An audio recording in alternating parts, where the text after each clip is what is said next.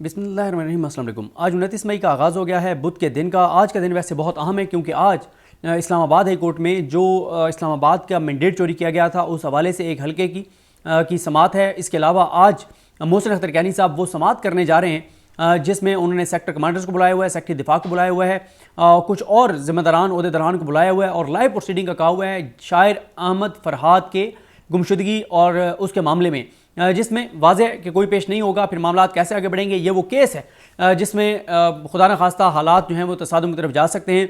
आज देखना होगा कि अगर कोई पेश नहीं होता तो क्या फिर वारंट गिरफ्तारी जारी होते हैं, प्राइम मिनिस्टर को तलब किया जाता है, ये चीज़ें कैसे आगे बढ़ती हैं, ये सारी चीज़ें आज इस्लामाबाद हाई कोर्ट जाकर पता चलेंगी। आज ही इमरान रियाज खान साहब का नाम ECL से निकलवाने के लिए और या दीगर किसी लिस्ट में अगर उनका नाम है तो उसके हवाले से आमिर फारूक साहब ने केस सुनना है।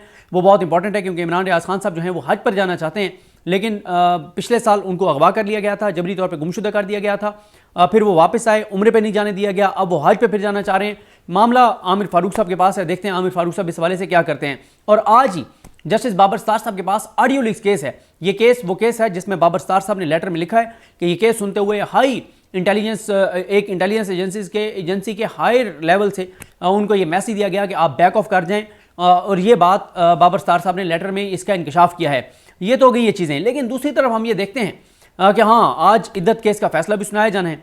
देखें, और ये भी पता चलेगा कि साइफर केस की समाअत अगली कब है, क्योंकि आज मियां गुलशन औरंगजेब साहब तो छुट्टी पर हैं, क्योंकि आज मियां गुलशन औरंगजेब साहब के पास एक और भी केस था लेकिन वो नहीं हो सकेगा क्योंकि मियां गुलशन औरंगजेब साहब की शायद उनके भाई की आज बरसी है, अल्लाह ताला उनके भाई के दर्जात बुलंद करे, तो शायद इसलिए वो छुट्टी पर होंगे। तो वो अरशद शरीफ साहब की शहादत के ऊपर जुडिशल कमीशन का जो मामला है वो मियां गुल साहब के पास है। अब आ जाए इस बात पर कि इमरान खान जो हैं नज़र आ रहा है हुकूमत को तेज़ी से कि उसके केसेस मंतकी इंजाम को पहुँच रहे हैं, और अगर आज इद्दत में उनकी सज़ा को बरकरार भी रखा जाता है तो हाई कोर्ट से वो बरी हो जाएंगे, क्योंकि वो बोगस केस है, घटिया केस है बड़ा, जिसके ऊपर अल्लामा राजा नासिर अब्बास, साहबजादा हामिद रज़ा और नूरुल्लाह कादरी साहब और बहुत से उलमा ने जो है और मुफ्तियान कराम के ने इसके ऊपर अपना जो मौक़िफ़ है वो दीन के हवाले से, इस्लाम के हवाले से अपना मौक़िफ़ दिया है और बड़ी क्लैरिटी के साथ दिया है। तो अब जब ये नज़र आ रहा है तो एक केस इस वक्त मेन है जिसमें इमरान खान साहब को लंबी सज़ा हो सकती है, वो है Al-Qadir trust case. Al-Qadir trust case में पहले ये कहते रहे हैं कि जनाब वो तकरीबन कंक्लूड हो गया, बिल्कुल आखिरी उसके ऊपर है, मराइल के ऊपर है, और इमरान खान साहब को ज़मानत ना दें, ये साकिब बशीर साहब ने लिखा हुआ भी था। लेकिन अब ये पता चला है कि इनके पास उस केस में भी कुछ नहीं है, और मैं आपको पहले बता चुका था कि मलिक रियाज साहब, शहजाद अकबर साहब और जुल्फी बुखारी साहब के इनकार के बाद अब ये किसी सूरत भी इमरान खान को कन्विक्ट नहीं कर सकते। कर तो देंगे, वैसे तो आपको पता है यहाँ कौन सा आइन चल रहा है, कानून चल रहा है, कायदा और ज़ाब्ता और रसूल चल रहा है, यहाँ पे जंगल का कानून है, सज़ा तो सुना देंगे लेकिन वो बरकरार नहीं रह सकेगी हाई कोर्ट और सुप्रीम कोर्ट से। इसलिए अब से तकरीबन 8 घंटे पहले अचानक एक हमला किया गया, छापा मारा गया मलिक रियाज साहब का बैरिट, उनका जो दफ्तर है उसके ऊपर, और वहाँ काफ़ी तोड़फोड़ की गई है। वहाँ जो है वो हमारे सीनियर सहाफ़ी हैं साले मुगल साहब, उनको भी यरगमाल बनाया गया, उन पे ऊपर भी जो इतलात हैं तशद्दुद हुआ, क्योंकि अभी तक उनका मौक़िफ़ सामने नहीं आया, वो घर आ चुके हैं। शायद उन्होंने ऐसी को फुटेज बना ली होगी जिसमें असल चेहरे सामने आ रहे होंगे कि हमलावर कौन है। तो अब मसला ये है कि इमरान खान के खिलाफ इस केस में कुछ नहीं है, अब आके हमले किए जा रहे हैं, छापे मारे जा रहे हैं, डॉक्यूमेंट्स तलाश किए जा रहे हैं, और मकसद एक ही है किसी तरह से मलिक रियाज वादा माफ गवाह बन जाए। अगर मलिक रियाज वादा माफ गवाह नहीं बनता तो इनके पास कुछ भी नहीं है इमरान खान के खिलाफ साबित करने के लिए। देखें, इमरान खान के मामले में ना बहुत सी अनहोनियां हो रही हैं। मतलब ये कहा जाता था कि ये अनहोनी है कि जनाब मलिक रियाज कभी डट जाएगा और किसी चीज़ से इनकार कर देगा, लेकिन वो हो गई, वो उन्होंने कर दिखाया। इससे पहले आप देख लें 8 फरवरी से पहले जब काजी फाइज़ साहब ने बल्ला छीना था, क्या सोच के छीना था? काजी फाइज़ साहब ये समझते थे कि पाकिस्तान की कौम जाहिल है, ये इतनी जाहिल कौम है कि इनको बल्ले के निशान में छीनूंगा, इनको PTI के उम्मीदवारों के निशान ही पता चलेंगे तो शेर जीत जाएगा। लेकिन पाकिस्तान की कौम ने बताया है कि हम जाहिल नहीं हैं।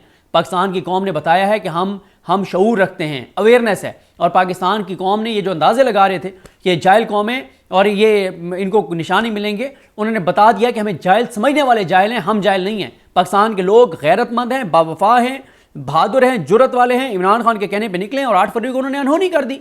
कोई तसव्वुर नहीं कर सकता था कि इन निशानात के ऊपर जो तज़हीक आमेज़ निशानात दिए गए, गधा रेडी तक जो है वो निशान के तौर पर लाट कर दिया गया, उसके बावजूद वो जीत गए।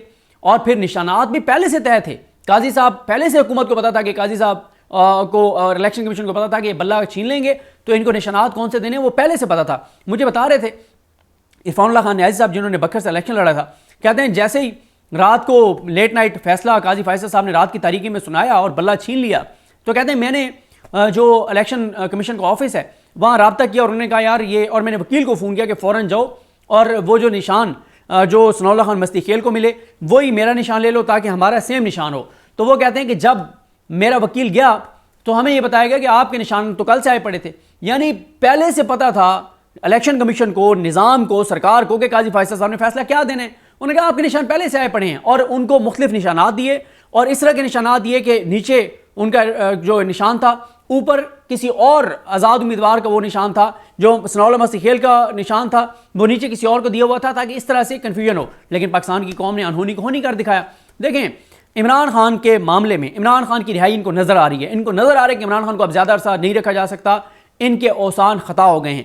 इन्होंने जो हमला किया है बैरियटों के दफ्तर पर, वहाँ इन्होंने जो कुछ किया है उस पर बड़ा सख्त रद्द अमल आया है मलिक रियाज का। और ये वो चीज़ें ना कि देखें अब मलिक रियाज साहब ने पहले जब ये हमला जारी था, ये सारा कुछ हो रहा था, तो उस वक्त मलिक रियाज साहब ने ट्वीट किया कि मलिक रियाज वादा माफ गवाह नहीं बनेगा, जो चाहे मुझ पर जुल्म करो। अब आ जाएं, अभी मलिक रियाज साहब ने इस पर तफसीली अपना मौक़िफ़ दिया है और ये मैं आपको बता रहा हूँ कि ये इमरान खान के हक़ में इतनी बड़ी चीज़ें हैं, इतनी बड़ी चीज़ें हैं कि वो मलिक रियाज जिसके तमाम इस वक्त जो प्रोजेक्ट्स हैं उनके ऊपर हमले किए जा रहे हैं, उनके लिए रोड अटकाए जा रहे हैं, उनका पूरा कारोबार अरबों डॉलर का कारोबार। और इस पर बात हो रही है कि एक तरफ आप पूरी दुनिया के लोगों को कह रहे हैं कि आगे पाकिस्तान में इन्वेस्ट करें, दूसरा आप दिखा रहे हैं कि एक शख्स जिसके ऊपर मैं क्रिटिसाइज करता हूं मलिक रियाज को कई बार कि मलिक रियाज जो पैसे लेके बैरियटों प्लाट नहीं देता गलत करता है, अगर बैरियटों कब्जे करता है गलत करता है, काबिल मुजम्मत हैं, शर्मनाक हैं, इनकी तहकीकात होनी चाहिए, कार्रवाई होनी चाहिए, इन लोगों को गिरफ्तार होना चाहिए। लेकिन मसला ये है कि मलिक रियाज ने जो बाकी उसके प्रोजेक्ट्स हैं जो लीगल हैं जो ठीक हैं उसमें क्या कसूर है। अब मलिक रियाज साहब ने ट्वीट किया है, मलिक रियाज कहते हैं कि कुफर का निज़ाम चल सकता है जुल्म का नहीं, हज़रत अली अलैहिस्सलाम। मलिक रियाज वादा माफ गवाह नहीं बनेगा, जो चाहे मुझ पर जुल्म करो। वो कहते हैं कि आज रात रावलपिंडी में बैरियटों के इस दफातर पर सरकारी मशीनरी ने बगैर किसी कानूनी इख्तियार के छापे मारे हैं। किसी भी सियासी इक़्तिदार की जदोजहद में फ़रीक ना बनने के अपने अवामी ऐलान के बाद मुझे खुली तोड़फोड़ और जुल्म सितम का निशाना बनाया जा रहा है। मैं बैरियटों के खिलाफ इन फाशिस्ट गैर कानूनी धमकी अमेज़ इक़दामात की शदीद मज़म्मत करता हूँ। ये बेहक वक्त छापे घंटों तक जारी रहे, दफातर में तोड़फोड़ की गई, दफातर में तैनात सिक्योरिटी और अमले को हरासा किया गया और बाद में अगवा किया गया। छापामार टीमों ने 5000 से ज़ायद अहम प्रोजेक्ट की फाइलें, दफ्तरी रिकॉर्ड, 23 कंप्यूटर्स, नेटवर्क डाटा, महकमाना नकदी वगैरह और 9 गाड़ियों को ज़बरदस्ती अपने साथ ले गए। इमारत को पहुँचने वाले नुकसान का अंदाज़ा 50 लाख के करीब है। बैरियटों के अमले के 9 अरकान का अभी तक पता नहीं चल सका। गुज़िश्ता माह बैरियटों की बहुत सी जायदादों और अकाउंट्स को जब्त करने के बाद ये छापे सिर्फ अपने सियासी एजेंडों के लिए बैरियटों पर दबाव डालने के लिए रियासती इदारों की जानिब से बेलगाम बदमाशी की अक्कासी करते हैं। बैरियटों के चेयरमैन की हैसियत से मैं आपको यकीन दिलाता हूँ अल्लाह ताला के फजल से इस तरह की गुंडागर्दी मुझे अपने मौक़िफ़ से नहीं रोकेगी, जो मैं पहले ही मंज़िल-ए-आम पर ला चुका हूँ। ये तशद्दुद और धौंस और धमकियाँ सिर्फ मुझे ही नुकसान नहीं पहुँचा रहे, बल्कि ये पाकिस्तान में रियल इस्टेट की सरमायाकारी को मुतासर कर रहा है। आप मेरा कारोबार तबाह नहीं कर रहे, आपके इक़दामात मुल्क की मुआशी तरक्की को रोक रहे हैं। अगर इन गैर कानूनी इक़दामात के पीछे असल एजेंडा यही है तो पाकिस्तानी अवाम देखें कि यह असल में क्या है और कौन कर रहा है। बैरियटों इंतजामिया कानून पर यकीन रखती है, लिहाजा हम कानूनी फोरम्स पर तमाम मुकदमात का सामना कर रहे हैं और जारी पूछ-गुछ में ताउन कर रहे हैं। मैं दोबारा वाज़ेह करता हूँ कि अल्लाह ताला की मदद से मैं किसी ताकत के खेल में कठपुतली नहीं बनूंगा।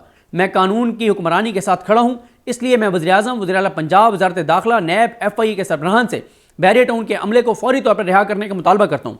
हमारे दफातर से तमाम दस्तावेज़ात और जब्त शुदा सामान वापस करें। मैं लापता अमले के अरकान के अहल खाना को यकीन दिलाना चाहता हूँ कि मैं उनके साथ खड़ा हूँ और उनकी जल्द रिहाई को यकीनी बनाने में कोई कसर नहीं छोड़ूंगा। आखिर में तारीख हम सब का मुस्तकबिल में हमारे अमाल के मुताबिक फ़ैसला करेगी, लेकिन फ़िलहाल मैं चाहता हूँ कि पाकिस्तानी अवाम मेरे जज बने और पाकिस्तान में कानून की हुक्मरानी की बहाली के लिए मेरा साथ दें। वस्सलाम, मलिक रियाज हुसैन। ये मलिक रियाज साहब का मौक़िफ़ सामने आ गया है। अब आप इसी से अंदाज़ा लगा लें कि चीज़ें किस तरफ जा रही हैं। मलिक रियाज पीछे नहीं हट रहे। हर इकदाम के बाद वो मज़ीद डट रहे हैं, मज़ीद जुर्रत का मुजाहरा कर रहे हैं। अब आप देखें इससे हो क्या रहा है कि मलिक रियाज जिनके ऊपर बहुत से इल्ज़ामात दुरुस्त भी हैं, जिनके ऊपर बहुत से केसेस दुरुस्त भी हैं, लेकिन इस चीज़ से मलिक रियाज को फ़ायदा होगा। अब वो मजलूम बन गए, वो मजलूम बनेंगे और वो इस मजलूमत की बेस पे वो हमेशा अब उनके ऊपर कोई जेन्युइन भी केस होगा तो तासुर यही जाएगा कि ये फेक केस है और ये उनको जो है विक्टिमाइज़ किया जा रहा है। लेकिन मैं आपको कह रहा हूँ बहुत सी अनहोनियाँ हो रही हैं, बहुत कुछ जो इम्पॉसिबल नज़र आ रहा था वो पॉसिबल हो रहा है। और इमरान खान की रिहाई जो है, जो नज़र आ रही है अब इनको, वो इनके आसान ख़ता कर रही है और ये इनके केसों की हकीकत है। इसके लिए छापे मार रहे हैं, दबाव डाल रहे हैं, ब्लैकमेल कर रहे हैं और दूसरी तरफ कहते हैं कि आए जनाब, पाकिस्तान बड़ा ज़बरदस्त मुल्क है और पूरी दुनिया आगे यहाँ पे सरमायाकारी करे। आपके अपने कारोबारी लोग पाकिस्तान छोड़कर जा रहे हैं, पाकिस्तान से बाहर बैठे हैं, उनकी ना जान महफूज है, ना माल महफूज है, ना कारोबार महफूज है, और आप दुनिया से ये एक्सपेक्ट करते हैं कि दुनिया आगे इन्वेस्ट करे। और भाई 11 अरब डॉलर की इन्वेस्टमेंट यहाँ के पाकिस्तानियों ने दुबई में की है और आप दुनिया को कह रहे हैं कि यहाँ आप इन्वेस्ट करें। आपके मोहसिन नकवी, जरदारी, शरीफ खानदान, इन सारों की प्रॉपर्टीज ये बाहर अभी तक इन्वेस्ट कर रहे हैं और आप दुनिया को कह रहे हैं आप इन्वेस्ट करें। दुनिया इतनी जाहिल है, इतनी पागल है, आपके अपने लोग आपके मुल्क के ऊपर इतना एतमाद नहीं करते आपके सिस्टम के ऊपर कि वो यहाँ इन्वेस्ट करें, तो दुनिया के यहाँ पर इन्वेस्ट करेगी। तो ये सूरत हाल है। मुझे अपनी दुआ में याद रखें। अल्लाह करीम हम सबका हामी नासर हो। अल्लाह हाफिज़।